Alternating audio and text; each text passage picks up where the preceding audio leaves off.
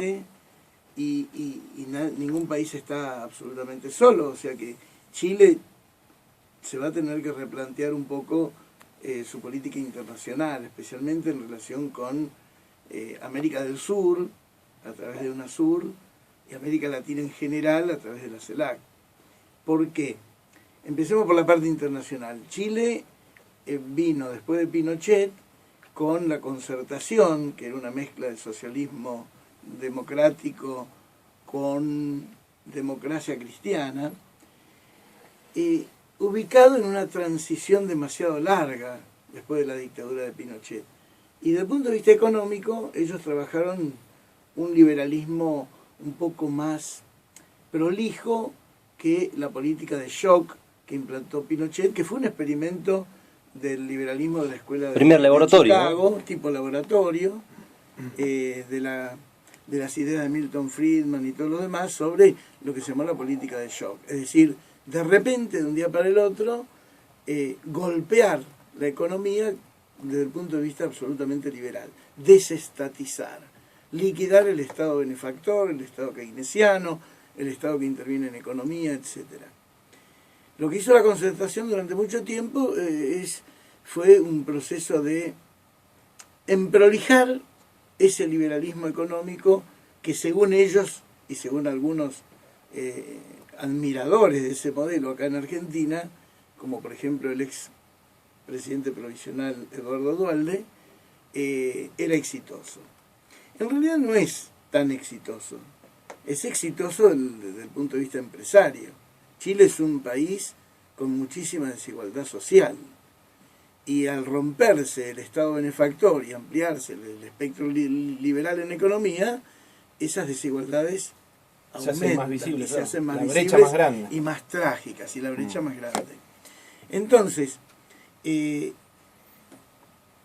consonancia con esto, ha ocurrido esto que se llamó el Pacto Andino, es decir, Chile, Perú y Colombia, sin Ecuador, hicieron una especie de remake de la defensa de algunas políticas liberales en general y a futuro, siempre mirándose con buenos ojos con Estados Unidos, que sí que ha querido implantar el Tratado de Libre Comercio con toda América del Sur y obviamente no ha podido.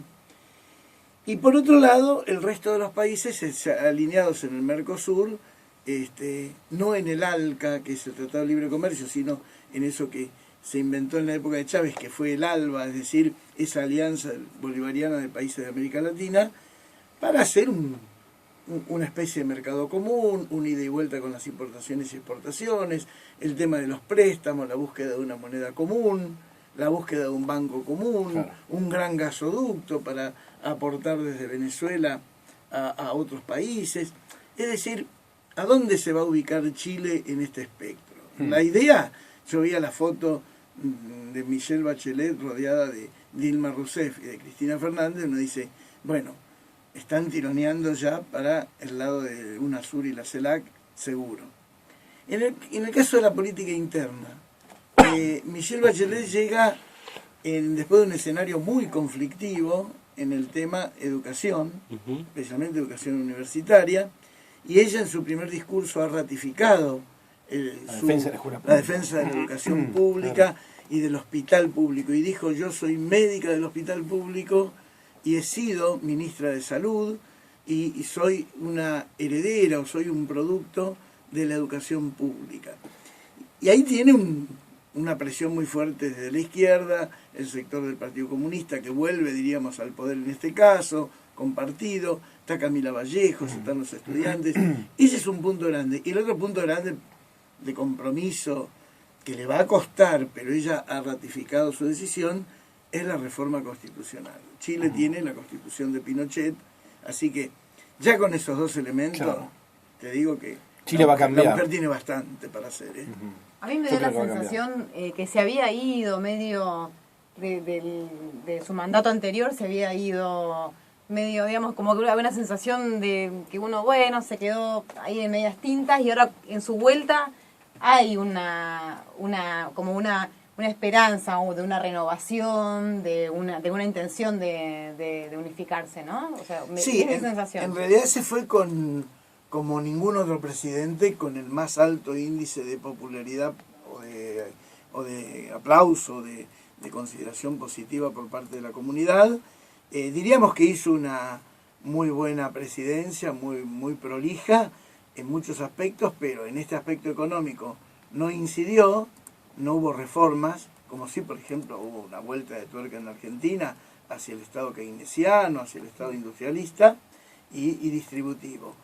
Y por otra parte, se fue con algunas cuestiones sin resolver que se agudizaron en la época de Piñera, como por ejemplo este tema de la ley antiterrorista, este tema de la persecución a comunidades indígenas, que siguen siendo muchas y siguen siendo muy fuertes y siguen reclamando por sus derechos a la tierra y han sido muy maltratados. Ha habido gente presa, gente violentada, gente muerta, gente haciendo huelgas de hambre, gente que muere. Por eso es hora de hacerse cargo de ese tema. Entonces yo digo, con la Constitución, reformar la Constitución de Pinochet y volver a intentar el tema de la educación pública ya tiene bastante, pero también tiene la salud, reducir la igualdad, mejorar la salud pública, reducir todos estos conflictos en pos de salvaguardar los derechos de las minorías, como por ejemplo los pueblos indígenas de Chile, y tiene una herencia también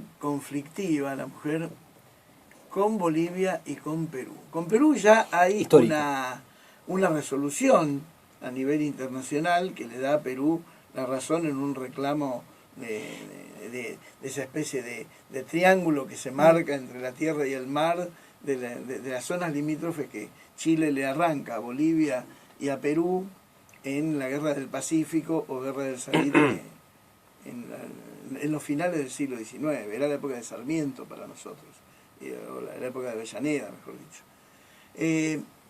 Y si bien tiene esto con Perú, que ya hay algo legislado a nivel internacional, está el tema de Bolivia. Es decir, Evo Morales sigue insistiendo en reclamar la salida al mar, y bueno, algo van a tener que hacer, porque detrás, si no se soluciona, es decir, lo solucione como lo solucione, va a traer cola, porque si ella cede o acepta este tema de dar la salida al mar y reconocer los derechos de Perú, así sea en una franja equivalente a una avenida, no digo una autopista, una avenida de punta a punta en el límite para cada uno de esos países, toda la derecha chilena, la derecha fascista, la centro derecha, los falsos nacionalistas, los ultranacionalistas y todos aquellos que estén esperando que ella se caiga un poco en su popularidad, la van a atacar. Y si ella no lo resuelve, va a quedar con un problema sin resolución, y también esa derecha va a estar permanentemente hostigando, porque detrás de eso están las hipótesis de conflicto, las hipótesis de guerra, la compra y venta de armas, y sobre todo, si estamos en conflicto con Chile y Perú, con Perú y Bolivia, estamos tratando de joder todo lo que sea UNASUR, Mercosur y CELAC. Es decir, estos que hacen un